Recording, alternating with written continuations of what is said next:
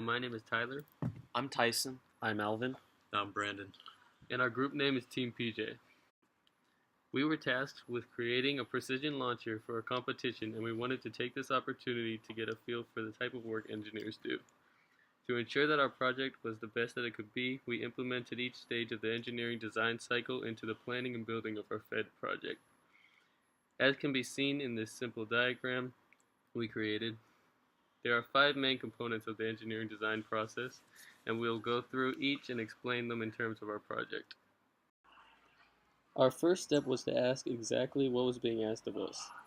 Through group discussion, through review of all the instructions, and communication with our project guru for clarification on certain design requirements, we compiled a list of everything required of us and incorporated this information into a question that we could answer through the planning and building of our launcher. This is what we came up with.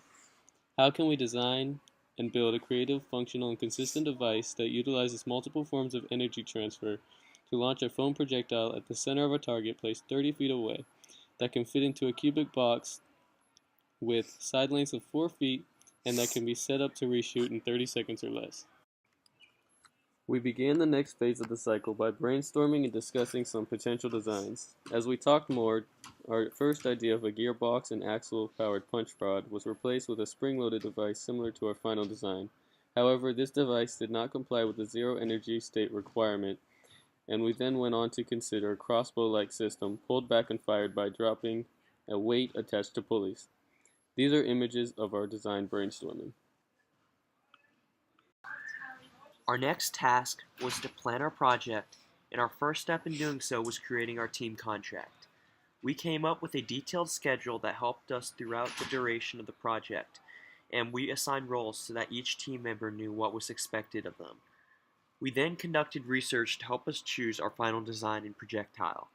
Our research also helped us understand the physics behind our launcher and ensure the compliance with design requirements. We then decided on a final design and purchased materials to build our launcher. These are the design graphics of our final design and an image of all the materials that we got. The cost of our materials was $40. Our next step was to create our launcher. We met on scheduled build days and outlined every task we needed to accomplish.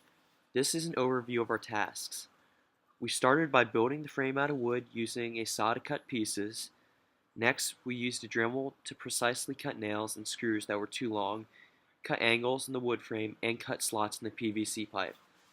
Lastly, we focused on adjustments that required further building, such as adding cushioning, reducing the size of the launcher frame, and substituting nails for screws. And here are some images of the building process.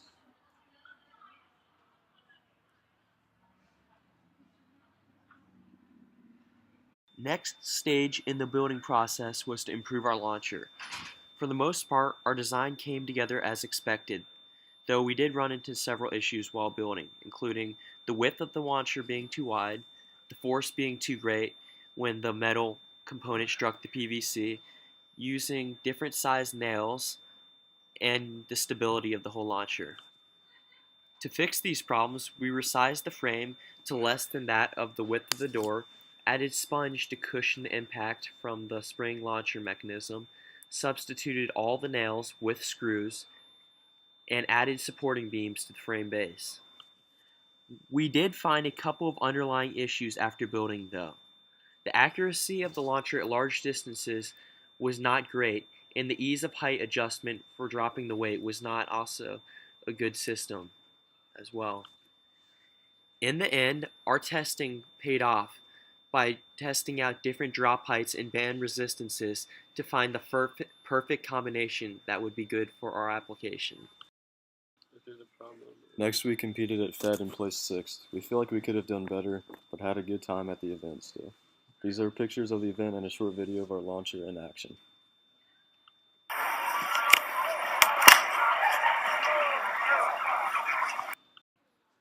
There are some things we would do differently if we had the chance. Going back to the beginning of the engineering design cycle, we would consider even more designs. At FED, we observed other groups and noticed that mnemonic designs seemed to work with more consistency and were aimed and adjusted easily. This was beneficial because bullseye height was unknown until the day of the competition. Looking back, we we would have liked to focus more on ease of aim for that reason. Another thing that we would do differently is to devote more time to testing and starting the building process earlier. We feel like with a better feel for our launcher, we could have performed better at FED. We were able to test the launcher after the competition, and our accuracy improved with practice using the launcher. Next, we have some advice for future freshmen. First of all, plan ahead for things like build space, project storage, and transportation to the McKimmon Center on FED Day. Time is limited and constraining, so start as soon as you get your group assignment. Also, keep in mind that FED Day is on the busy week before Thanksgiving break. We found that taking the team contract assignment seriously and sticking to the schedule that we created helped us with time management. We also suggest that future freshmen outline exactly what they are being asked, and keep in mind that the objective of the competition is to hit a target with a bullseye height that will be unknown until competition. This means that the launcher should be easily adjustable. In addition to these things, we would like to let future freshmen know that testing and revision will be most likely necessary and take time. And lastly, we would encourage freshmen to talk to their professor and project guru. We avoided making an unnecessary project by doing this. And also taking pictures will be beneficial when it is time to present. And these are the citations for the resources that we used while doing research.